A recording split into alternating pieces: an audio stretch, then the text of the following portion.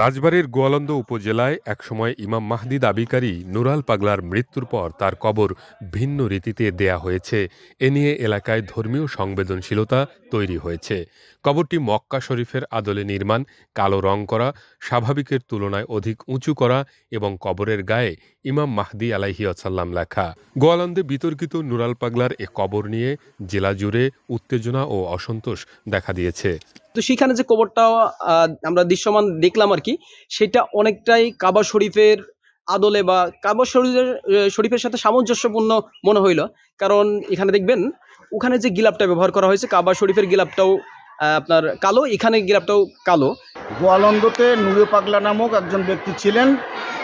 উনার উনার উনি ওনার ওখানে অনেক সময় অনইসলামিক কার্যক্রম চলতো। উনি একবার এই ব্যাপারে মুসলিকাও দিয়ে আসছিলেন যে আমার এখানে কোনো অন্যায় অবিচার কোনো অন্যায় কাজ হবে না।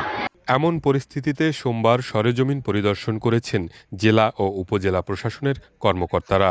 পরিস্থিতি নিয়ন্ত্রণে রাখতে এবং শান্তিপূর্ণ সমাধানের লক্ষ্যে জেলা প্রশাসনের উদ্যোগে সোমবার মতবিনিময় সভা অনুষ্ঠিত হয়।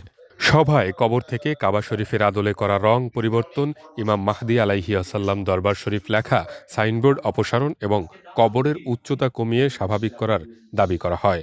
এক্সট্রিম মশার কয়েল প্ল্যান্ট ফাইবার দিয়ে তৈরি, ডেঙ্গু, চিকুনগুনিয়া বাহি সহ যে কোনো মশার বিরুদ্ধে দেয় এক্সট্রিম সুরক্ষা। নুরাল পাগলার ভক্ত ও পরিবারবর্গ প্রথমে দাবি দুটি মেনে নিলেও কবরের উচ্চতা স্বাভাবিক করার বিষয়ে আলোচনার জন্য ২৮ আগস্ট পর্যন্ত সময় চান।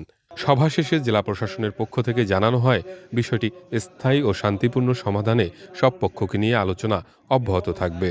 আমরা এখানে বৈঠক হয়েছে এবং পরিদর্শনও করা হয়েছে। তো যাতে গোয়ালন্দ তথা রাজবাড়িতে যেন কোনো অস্থিতিশীল পরিবেশ সৃষ্টি না হয়, সেই লক্ষ্যে আমরা কাজ করছি এবং এই বিষয়টি আমরা উভয় পক্ষকেই অবগত করেছি। গত ২৩ আগস্ট নুরাল পাগলার মৃত্যুর পর তার পরিবারের সিদ্ধান্তে তাকে নিজ বাড়ির সামনের অংশে ২ তলা সমান একটি কাঠামোর ভেতরে কবরস্থ করা হয়। পরে কবরটিতে কাবা শরীফের আদলে রং করা হয় এবং হজরত ইমাম মাহদি আলাইহিয়াসাল্লাম দরবার শরীফ লেখা ব্যানার টাঙানো হয়। এতে স্থানীয় ধর্মপ্রাণ মুসলমানদের মধ্যে চরম অসন্তোষ সৃষ্টি হয়েছে।